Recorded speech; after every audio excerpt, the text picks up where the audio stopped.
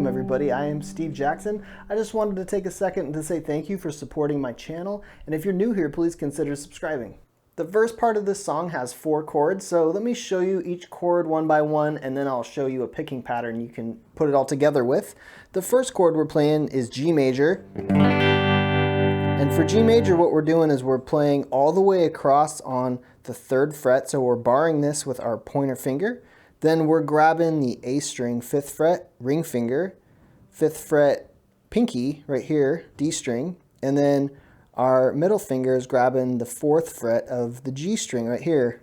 So that's our first chord, G major. What we're gonna do next is just move this chord shape up to the 7th fret, exactly the same fingers and strings. So now we have B major right here.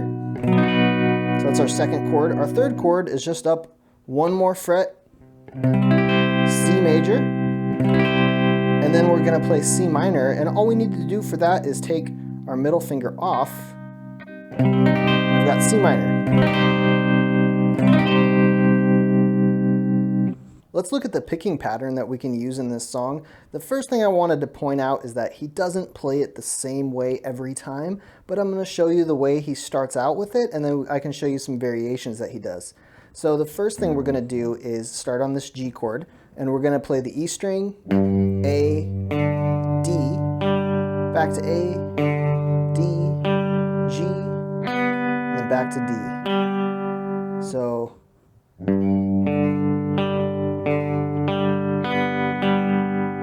one more time, E string, A, D, back to A, back to D, G, back to D. Then we're going to move down to the B string. So that was B, G, D, back to G, back to B, back to D. So from the beginning of this, we got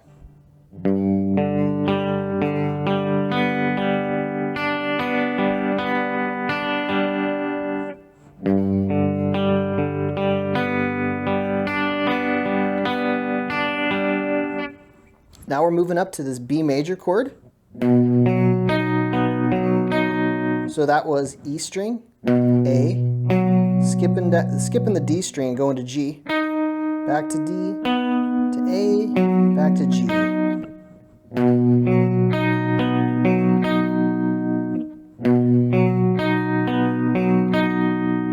Now right here, we're going to mix this chord up a little bit. We're going to take this G string that was on the 8th fret, and we need to play the 9th fret here.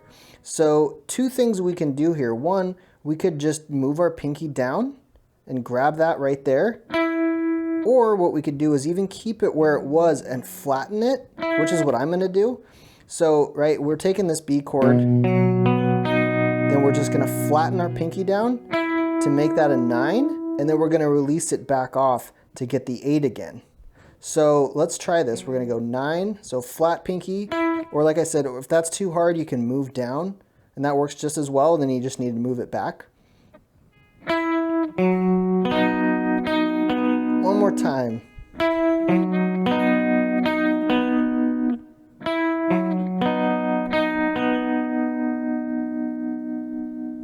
Now on the C chord, we're going to do something really similar to what we just did as far as our pinky goes. But let's look at this. We're going to start with the E string, A, skip down to G, back to A, to E, back to G, back to A. So let me play that a few times.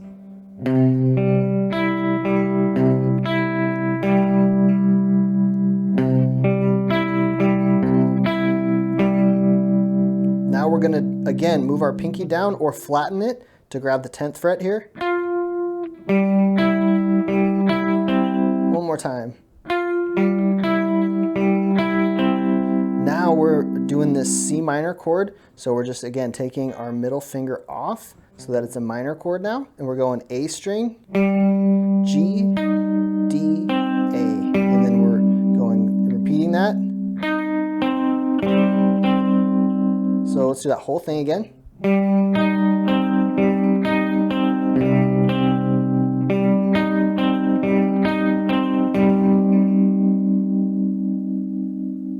So like I said earlier, he doesn't always play it the same way. So let me show you basically what he's doing rather than showing you exactly what he's doing, because it's not always the same. But mostly what he's doing is he's playing these same chords, and as the song continues and he repeats, he starts using the first string and the second string and the third string more than the sixth and fifth strings. So it might sound more like this.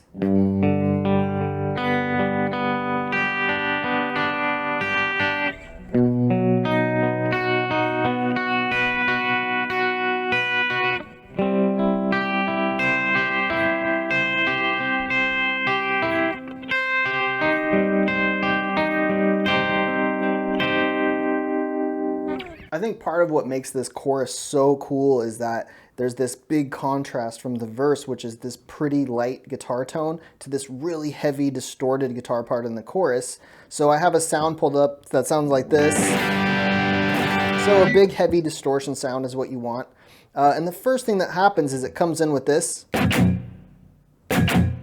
So what we're doing is we're just muting the strings, and I'm doing it down kind of close to the nut to get a really thick sound. So you just want a quick down up. So that's what it does there. And then when it comes in finally playing a chord, it's going to play a G chord. So if you just play a regular open G chord like this, and then don't play the A string at all. So that's what we want.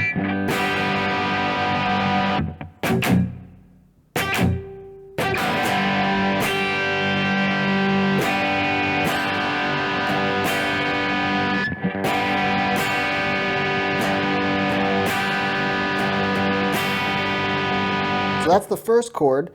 The next thing we're going to do is move up to the second chord, just like in the verse, but we're going to strum the whole thing, this B major chord that's on the 7th fret.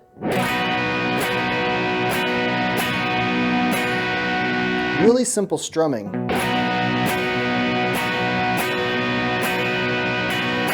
So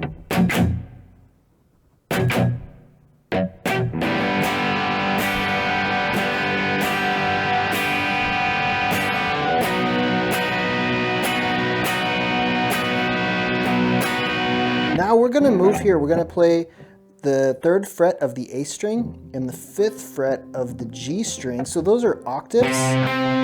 So they're the same note. And what we're going to do is use our pointer finger to mute out every other string. So if you've never done that before, I'm taking the tip of my pointer finger and I'm slightly touching the E string.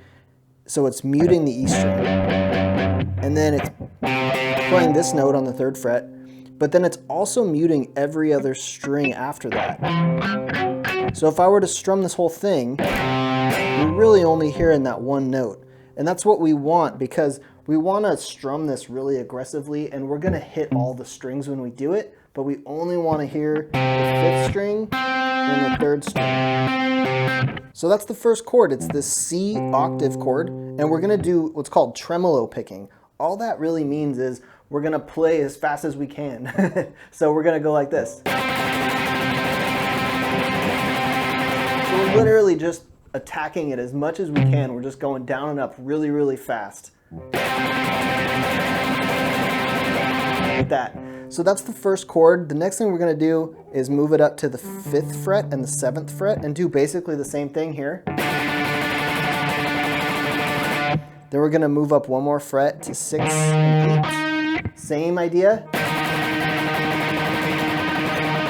going to move up again. So this time we're on 8 and 10. And then just once here on 10 and 12. So let's hear that whole thing.